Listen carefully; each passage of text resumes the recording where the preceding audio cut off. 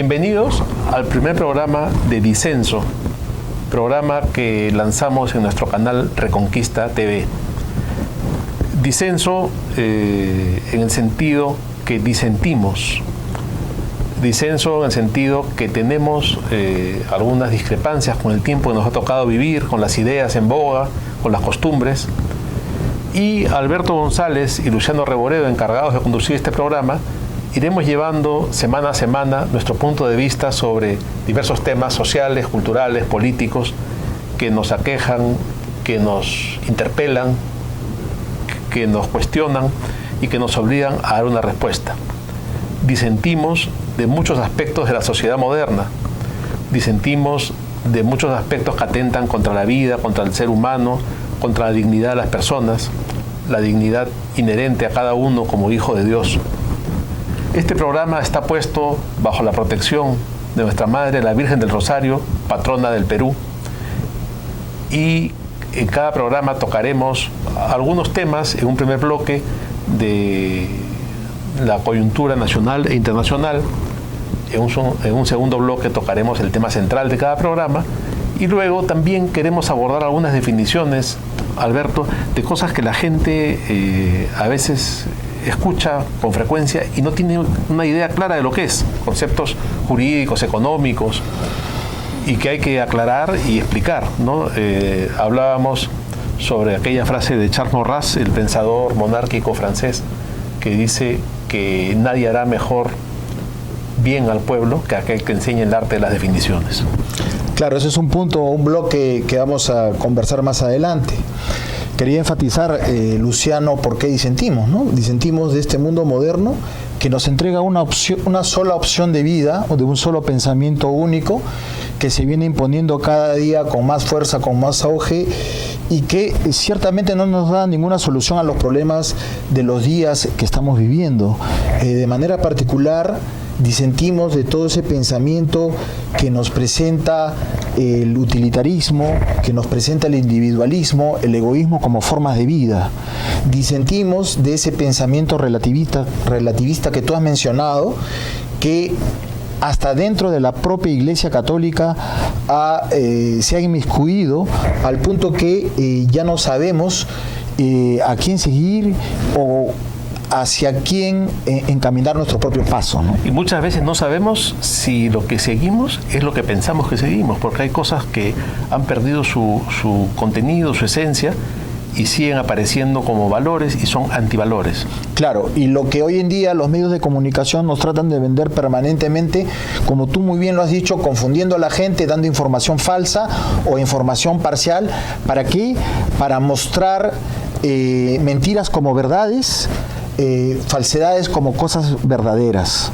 Así es, y estamos, Alberto, viviendo en el Perú en este momento una crisis política que tiene que ver con esos conceptos también, que tiene que ver con esos temas, porque hay grupos extremistas, hay grupos de la izquierda marxista que están tras el poder y que están también confundiendo a la gente, y estamos en una crisis política sin precedentes, yo creo, ¿no? Porque hemos pasado por crisis, por golpes de Estado, por problemas sociales, pero nunca con la aparente indiferencia que vivimos hoy día, ¿no? Es que eso yo creo, Luciano, y es un tema que es interesantísimo analizarlo, que esta crisis no solo es promovida por una izquierda que ha ido evolucionando, un marxismo cultural que ha ido evolucionando y adaptándose a los cambios del mundo moderno, sino creo yo también a el crecimiento del liberalismo como una forma de pensamiento, de visión de vida, una filosofía de vida que justamente se adapta perfectamente dentro de la vida del capitalismo, pero que lo que busca es la liberalización total de la moral, ¿no? El desarraigo total de las costumbres, de las tradiciones, dentro de un mercado de capitales, pero que nos da como consecuencia lo que tú has mencionado, que es este gran fenómeno de indiferencia total frente a asuntos tan graves como un golpe de Estado. Claro, vivimos en este momento en el Perú una situación inédita, ¿no? No hay Congreso, el Congreso ha sido cerrado, el Poder Judicial, mira, yo creo que sería motivo de un programa analizar la situación de la justicia en el Perú.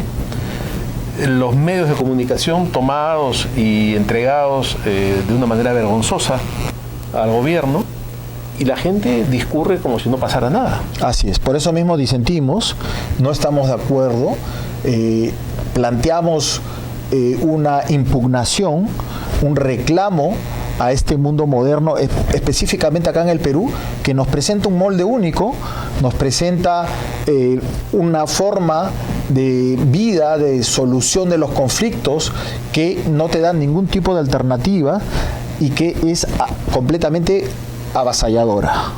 Ahora, este problema, Alberto, no es solamente un problema del Perú. Hay que analizar el contexto internacional. Es interesante la manera en que se ha desarrollado esta crisis, primero en Ecuador, el tema de los indígenas que arrinconaron al gobierno hasta hacerlo dar marcha atrás y que no parecía una cosa muy espontánea. El tema de Chile, que ya está totalmente fuera de control y que tampoco evidentemente es una cosa espontánea, y que la han hecho con los escolares, ¿no? Es una cosa totalmente inédita y rara, cómo estos chicos que parecían no tienen ningún freno, ni tienen conceptos de respeto a la propiedad privada, a la sociedad, a la policía, han quemado vivas a 2 mujeres policías. Y Chile hasta hace unos meses era, el propio Piñera dijo, un oasis dentro de la crisis de América Latina. ¿Qué reflexión te suscita esta situación? Bueno, yo creo que de alguna manera dos asuntos fundamentales. Primero, que son gente que no tiene arraigo familiar, son gente que de alguna manera no tiene un vínculo que le genere un tipo de identificación respecto de algo que le genere responsabilidad respecto de los actos que hacen.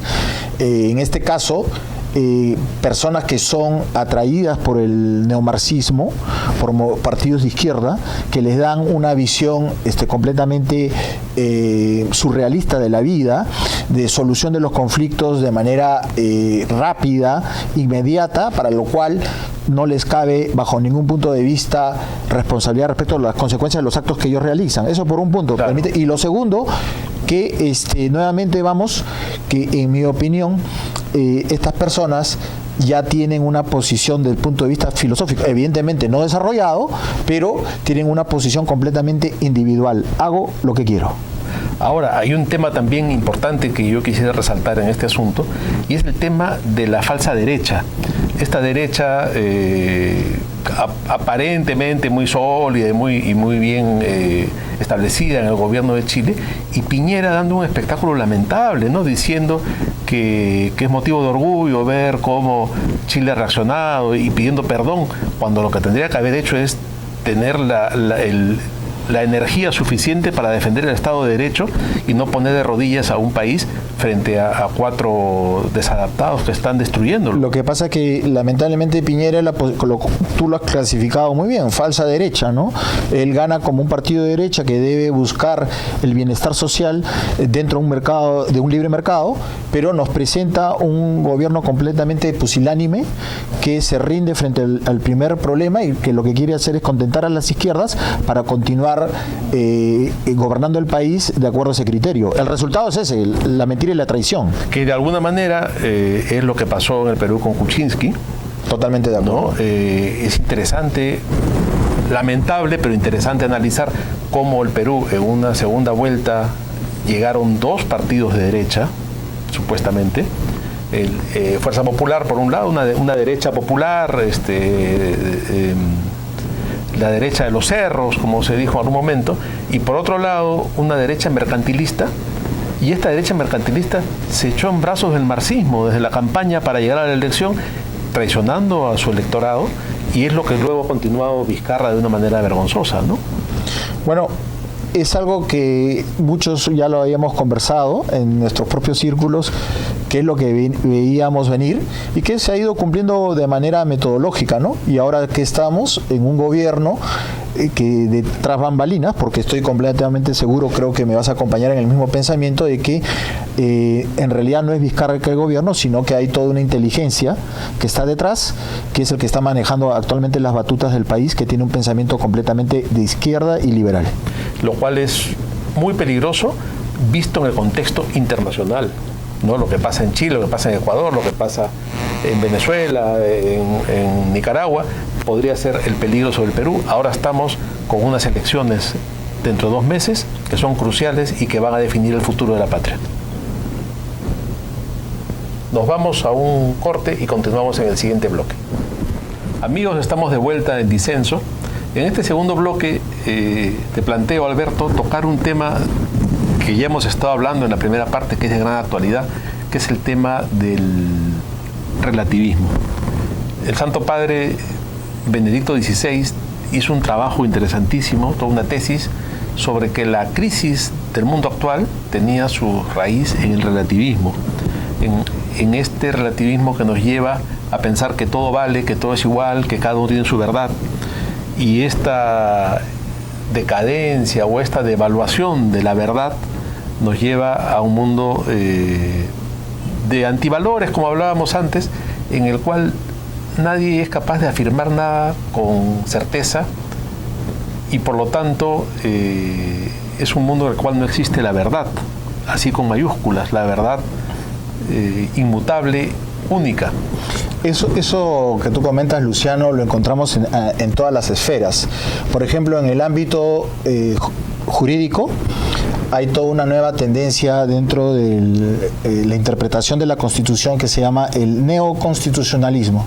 El neoconstitucionalismo lo que propone a los jueces es que resuelvan de acuerdo a criterios de ponderación, de razonabilidad, proporcionalidad, etcétera, que a grandes rasgos pareciera que es algo interesante y correcto, pero lo que en realidad hace es plantear nuevos paradigmas de interpretación del derecho en base al relativismo, es decir, elasticidad de la norma para resolver problemas cuando hay enfrentamiento o conflicto de dos valores jurídicos de igual peso. Vida, por ejemplo, por un lado, y por otro lado, vida de la mujer, y por otro lado, vida del concebido, por ejemplo, ¿no? Entonces, ¿qué es lo que te dice el neoconstitucionalismo? Que es este enfoque relativista jurídico. Lo que te plantea es pondera en cada caso y establece que uno será relativo frente al otro cuando te encuentres frente a un dilema. Ahora, si tú quieres, esto lo podemos llevar fuera del ámbito judicial, que es lo que mencionaba anteriormente, y lo puedes llevar al ámbito de la vida ordinaria, y lo vas a encontrar tú, por ejemplo, en los programas de televisión donde la gente dice, esa es tu verdad, pero mi verdad es esta, como si la verdad fuese una pieza de recambio o un elemento que puede valer de una manera completamente diferente a la de otra persona cuando sabemos que la verdad es una sola. Es interesante cómo se ha desplazado el centro de la discusión, ¿no? En todos los aspectos. El tema político ya no es el tema económico, sino el tema cultural promovido por el neomarxismo. En este asunto que tú estás explicando, antes había como el justnaturalismo y el positivismo en el derecho. Claro, que era lo que en el derecho primaba y lo que de alguna manera resolvía los problemas en la judicatura. Pero lo que tú dices es incluso la negación del positivismo, ¿no? Totalmente. Eso, exacto. Porque va al criterio absolutamente subjetivo. Totalmente. Por eso que tú vas a encontrar que un juez resuelve y se va a amparar en estas famosas sentencias de la Corte Interamericana de Derechos Humanos que son completamente neoconstitucionalistas, ¿no? Que le da una interpretación a la Constitución de acuerdo a las reinterpretaciones que va haciendo la judicatura conforme los avances, entre comillas, de la ciencia, que lo único que hace la ciencia es confirmar principios y valores inmanentes, inminentes y que ya existen. Claro, yo recuerdo que cuando estudié Derecho, en su momento en el curso de Introducción al Derecho, se hablaba del derecho como algo que perseguía la realidad y la regulaba. Pero ahora tú me estás planteando un derecho que no persigue la realidad. No, absolutamente. Sino que más bien transforma la realidad de acuerdo a criterios ideológicos. Así es, y eso se llama el neoconstitucionalismo para el ámbito del ámbito jurídico, ¿no? Ahora, hablando de este asunto del relativismo, yo creo que también se convierte en la medida de lo que es el conservadurismo y las posiciones revolucionarias, ¿no? Yo creo que antes se hablaba en conceptos económicos, pero yo creo que ahora el conservador, el hombre de derechas, es aquel que cree en verdades inmutables, que tiene conceptos claros, definiciones, y que no relativiza la realidad. Frente a eso, la izquierda sería aquel que tiene una visión relativista del mundo. ¿Qué opinas de ese planteamiento? Yo creo que es una manera interesante de replantear el enfrentamiento político. Bueno, en los días de hoy tú lo encuentras eso en dos ámbitos. En el ámbito cultural, la ideología de género no es más que relativismo puro que ha ingresado dentro del ámbito de la biología. Correcto, y las consecuencias de lo que se conoce como ideología de género, que ya se ha conversado mucho, se ha hablado mucho, ¿no? Y por otro lado, en el ámbito político, creo yo que se disfraza bajo dos términos. El primero de ellos, el diálogo, y por otro lado, en el ámbito político, en lo que se conoce como la tolerancia, ¿no? Tolerante es el que cede en sus principios y cede para no perder o cede para encontrar consensos. Cuando una persona que no es relativista debe mantenerse en sus principios y lo que debe hacer es convencer a aquel que está en el error de que efectivamente está en el error y que lo que tiene que hacer es tratar de acercarse hacia lo correcto, lo verdadero y lo que es inmutable. Claro, ya lo decía San Agustín, ¿no? Hay que odiar el error, pero amar al que yerra. Por supuesto. ¿No? Entonces, en ese sentido... Que es difícil, es duro, ¿no? Claro, en ese sentido, el respeto, cuando dicen yo respeto tu opinión, yo no la comparto, pero la respeto, hay un error de concepto, porque uno debe respetar a la persona, no a la opinión. Totalmente de acuerdo. Si viene alguien y me sostiene con argumentos, equivocados por cierto, el derecho al aborto, yo no puedo respetar esa opinión. Yo tengo que respetar a la persona y dándole un trato amable, un trato respetuoso, tolerante, tratar de llevarlo a la verdad. Pero es un error de concepto de este liberalismo relativista decir todas las opiniones son respetables. No puede ser respetable el error. Uno no puede ser contemplativo ni contemporizar con aquel que promueve un crimen, por ejemplo. O que de alguna manera incita a hacer algo malo, o que lleva y persuade a otros a que vivan en esa maldad. Claro, tú tienes un hijo pequeño, viene un profesor del colegio y le da los conceptos de la ideología de género y le dice al niño de 8 años que puede ser niña, o le habla de temas sexuales que nadie tiene derecho a hablarle a tu hijo. Obviamente tú no puedes decir yo respeto ese punto de vista, porque es un punto de vista absolutamente perverso, ¿no? Y que ya el Papa Francisco ha dicho con todas sus letras, ¿no? Hablar de ideología de género a un niño es una maldad. Entonces, ahí ese tema del relativismo y de los conceptos claros toma mayor vigencia. Claro, y eso de ahí se engarza perfectamente, por ejemplo, ¿no? En este tema que, si te das cuenta, ¿por qué los medios de comunicación tratan que las personas vivan en el relativismo? Porque para los medios de comunicación es vital la publicidad, y la publicidad tiene que tratar de vender todo lo que sea posible, y no todo lo que sea posible es bueno. Entonces, lo que los medios de comunicación, dirigidos por gente que no es buena, lo que trata es de promover esta publicidad para todos y que no tengan el público consumidor barreras morales para consumir lo que se le ofrece. Entonces, si eso lo vemos desde el punto de vista económico y lo llevamos al ámbito moral, lo que esta gente necesita son grandes masas de consumidores que al final, independientemente de la moral que tengas, por lo tanto debe tener una moral completamente relativista, acceda a lo que se le está ofreciendo y lo que se le está vendiendo. Claro, compradores lobotomizados, así es. Zombies con una billetera amplia. Come tal producto, así que lo que comas te genere diabetes y te vayas a quedar ciego o te vayan a amputar un pie, no importa. La cuestión es consumir. Compra esto de acá independientemente de que te vaya a generar un daño a la salud. Lo que importa es consumir. Y así lo podemos llevar a cualquier ámbito, no solamente de la salud, sino de la moral y de otros temas, ¿no? Es interesante este tema del relativismo, sobre el cual yo creo que volveremos más de una vez, porque hay que darle mucha importancia. Sobre temas puntuales, ¿no? Sobre temas puntuales para que este programa de Disentir cumpla su finalidad de demostrar qué cosa es lo que nos están queriendo vender y cuál es la actitud que debemos tomar. Claro, y dentro de este relativismo entra el tema de los eufemismos también, ¿no? Sí. Las cosas se llaman de otra forma. Por ejemplo, para terminar, pero solamente un ejemplo, ¿no? Cuando dicen interrupción del embarazo. Una interrupción es algo que uno corta, pero que lo va a volver a tomar. Por ejemplo, ahora vamos a interrumpir el programa y luego continuamos. Una interrupción no es matar al niño en forma definitiva, ese niño no va a volver. Pero una manera bonita de decirlo es interrupción del embarazo. Claro, porque de esa manera es aceptado de mayor grado por la gente y existe esa condición humana rara de creerse la mentira y la propia mentira. Claro, ¿no? Ese buenismo, ¿no? Que hay que aceptar todo. Y bueno, sobre eso vamos a continuar, Alberto. Ahora nos vamos a un corte y regresamos en el tercer bloque del programa. Estamos de vuelta en Disenso, siempre en Reconquista TV.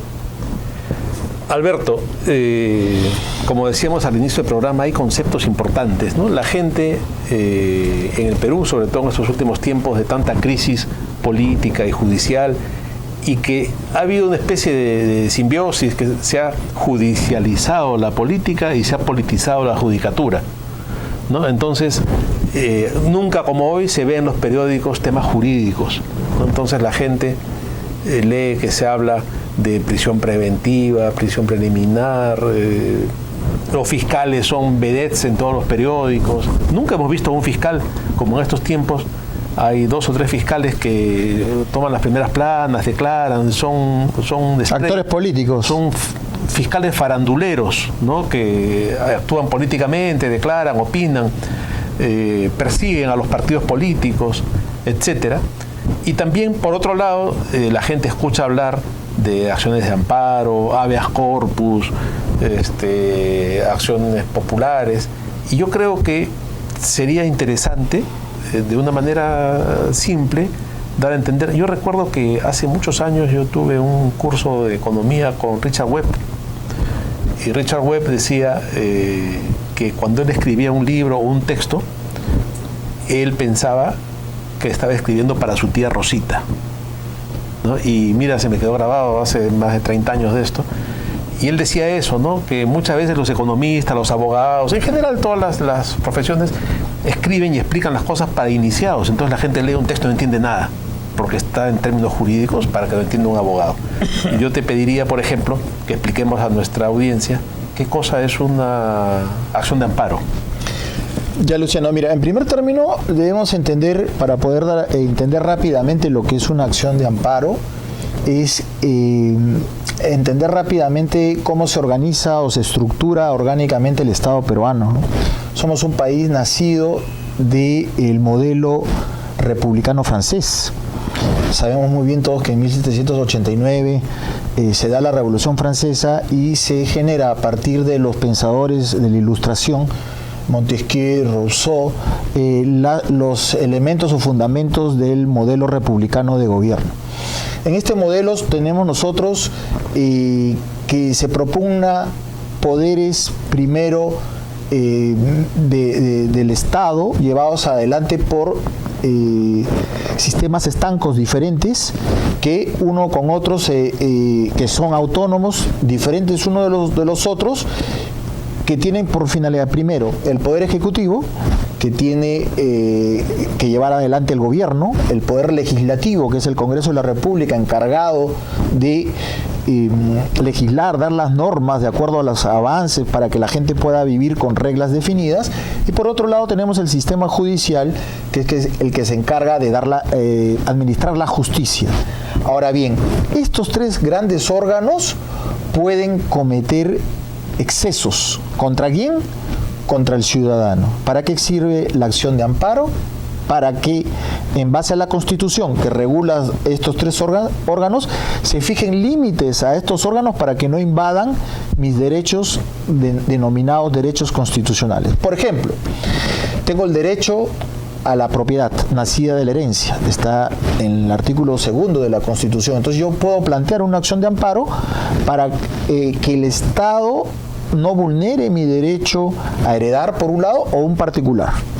La acción de amparo, por lo tanto, lo que trata, Luciano, es de darle límites al poder y límites a los demás para que no vulneren los fundamentos básicos de la civilización, de la sociedad y de la república. Ahora, una persona siente que se ha vulnerado un derecho constitucional suyo. Claro. Derecho al trabajo, a la educación, a la vivienda, etcétera, que a veces son aspiracionales, pero bueno, están en la Constitución. Entonces, alguien me impide ejercer mi derecho al trabajo, yo hago una acción de amparo. ¿Dónde la hago?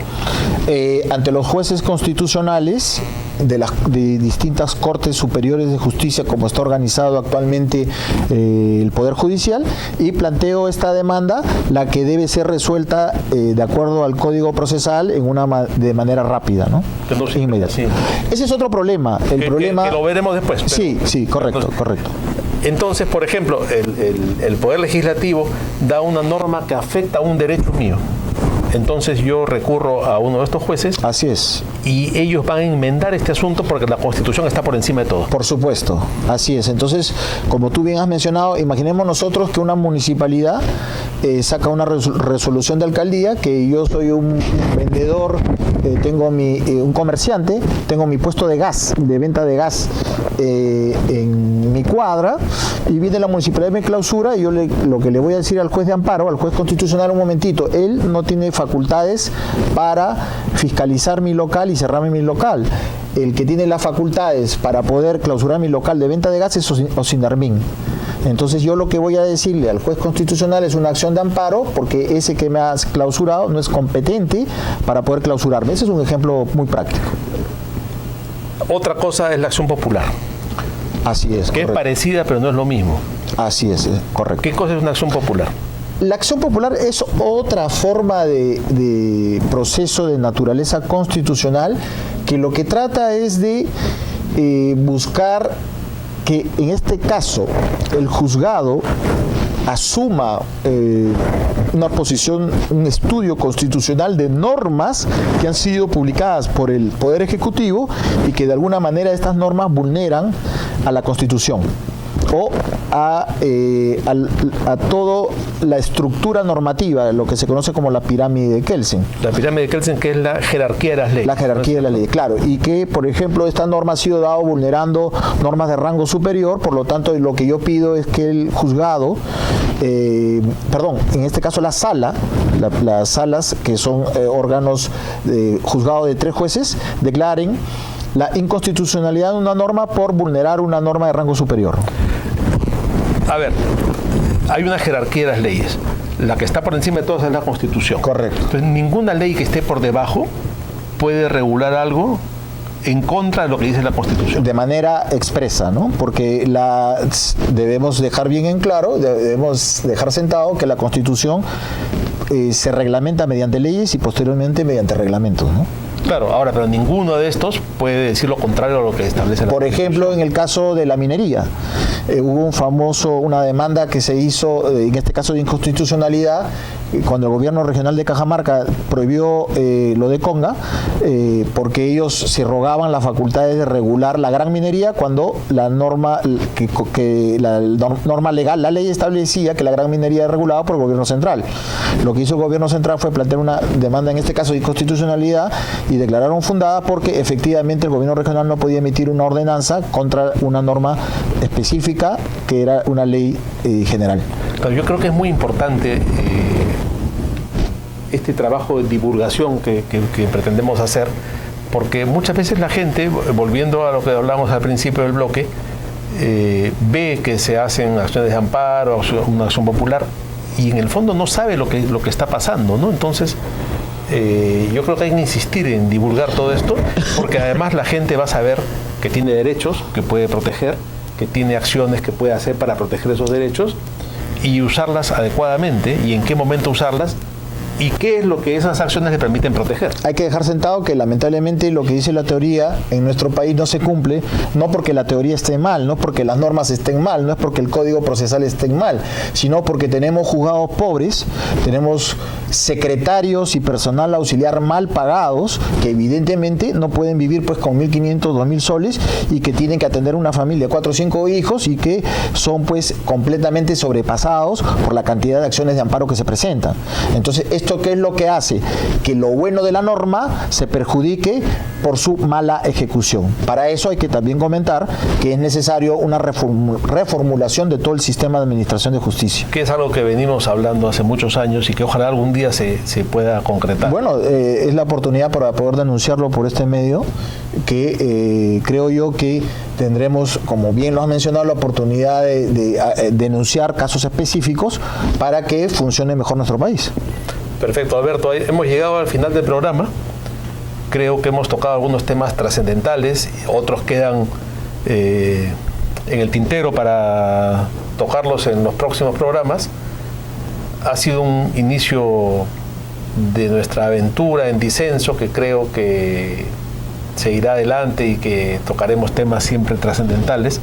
Agradecemos a quienes nos siguen en las redes sociales, en Facebook, Twitter, YouTube, y nos volveremos a ver la próxima semana. Gracias, Luciano, y hasta una próxima vez.